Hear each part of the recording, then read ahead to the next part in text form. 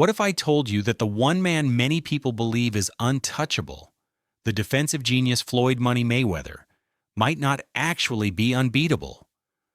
What if I told you that somewhere out there, a fighter exists who has the exact set of tools needed to crack the Mayweather code? That fighter is Terence "Bud" Crawford. Crawford is not just a champion, he is a generational talent, a switch-hitting mastermind with knockout power, cold-blooded killer instinct, and maybe the sharpest boxing IQ of anyone in the modern era. He is a technician, a finisher, and someone who thrives on solving puzzles inside the ring. Mayweather's 50-0 record stands as one of the most impressive achievements in sports history. He built his legacy on making legends look ordinary, shutting down opponents with surgical precision and walking away untouched. But styles make fights, and Crawford has a style that could drag Mayweather into waters he has never truly been forced to swim in. So today we are breaking down how Terence Crawford could beat a prime Floyd Mayweather. We are going to dive into their strengths, their weaknesses, the historical fights that revealed cracks in Floyd's armor, the complete arsenal Crawford brings to the table, and finally, a round-by-round scenario of how this dream fight might play out.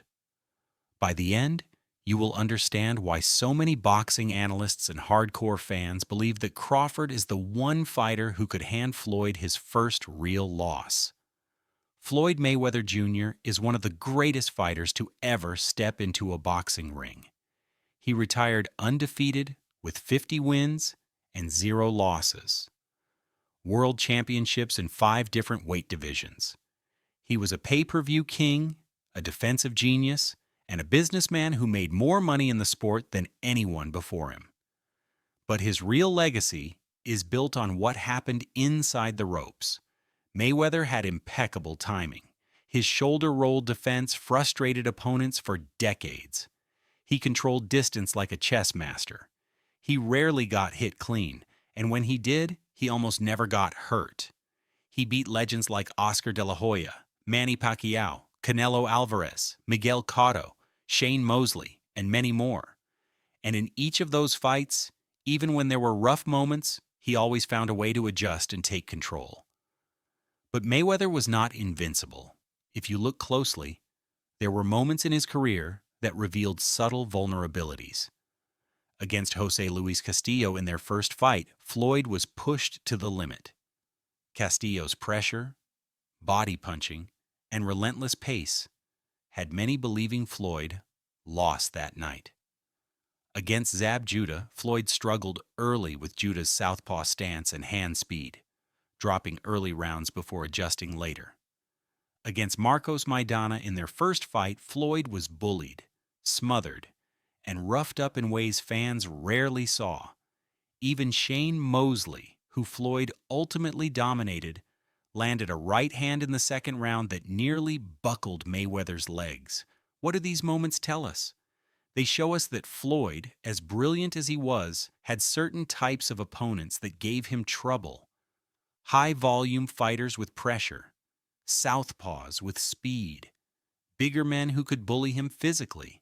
He always found solutions, but those cracks existed, and that is where Terence Crawford comes in. Terence "Bud" Crawford came from Omaha, Nebraska, far away from the boxing hotbeds of Las Vegas or New York. He did not have the spotlight early in his career. What he had instead was grit, toughness, and an ability to adapt like few fighters ever could. Crawford first gained attention at lightweight, where his switch-hitting ability shocked opponents. He could fight orthodox, then switch to southpaw mid-round, keeping opponents guessing. He moved up to junior welterweight and became the undisputed champion of the division, something Mayweather never accomplished. Then at welterweight, he dismantled every challenger in front of him. The defining moment came in 2023 when Crawford faced the undefeated Errol Spence Jr. in a fight many called a true 50-50 matchup. What happened shocked the world.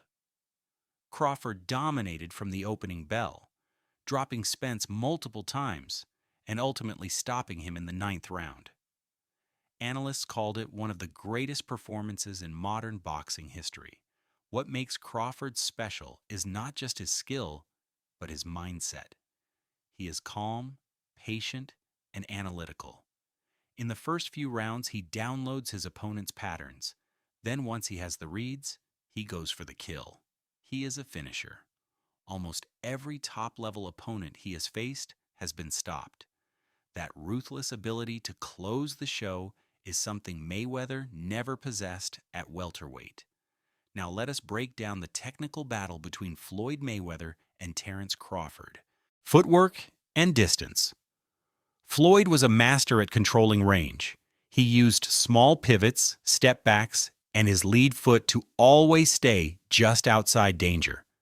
His pull counter was legendary, timing opponents as they overcommitted. Crawford, however, has a different approach. His footwork is adaptive. He uses wide stances when he wants power, and narrower stances when he wants speed. By switching between orthodox and southpaw, he creates angles that force opponents to reset constantly. That unpredictability is key against a fighter like Floyd, who thrived on rhythm and timing. Jab control. Floyd's lead left hand was one of the most versatile weapons in boxing history. He used it as a range finder, a disruptor, and a setup for his straight right hand. Crawford, in southpaw stance, has a long and sharp jab of his own. Against Spence, his jab was a laser that set up combinations. In orthodox, he uses a pawing jab to bait counters. Either way, his jab is a weapon that could compete with Floyd's counter-punching. Floyd's reputation was built on counter-punching. He rarely led exchanges unless he had to. But Crawford is also an elite counter-puncher. The difference is that Crawford is more aggressive in those moments. He is willing to take a small shot in order to deliver a big one. Against Floyd, this creates a chess match. Both men waiting, reading, setting traps. But the risk factor favors Crawford, who carries more knockout power. Inside fighting. Mayweather was underrated inside. He tied opponents up, used forearms, and threw sneaky uppercuts. He neutralized pressure fighters with these tactics. Crawford, however, is meaner in the trenches. He will throw short hooks, body shots, and does not mind making it rough. He thrives in the kind of fight Mayweather usually avoided: power and finishing. This is the most obvious difference. Mayweather had sharp shots, but he was not a knockout artist at welterweight. Most of his wins there were by decision. Crawford, on the other hand, has carried his power through 3 divisions. He knocks people out. That threat changes how Mayweather would approach him. Section 4. Mental warfare. Floyd. Mayweather built his career on psychological dominance. He frustrated fighters before they even stepped into the ring. His defense made opponents swing wildly, miss, and lose confidence. Crawford is a different breed. He does not get frustrated. He does not fight emotionally.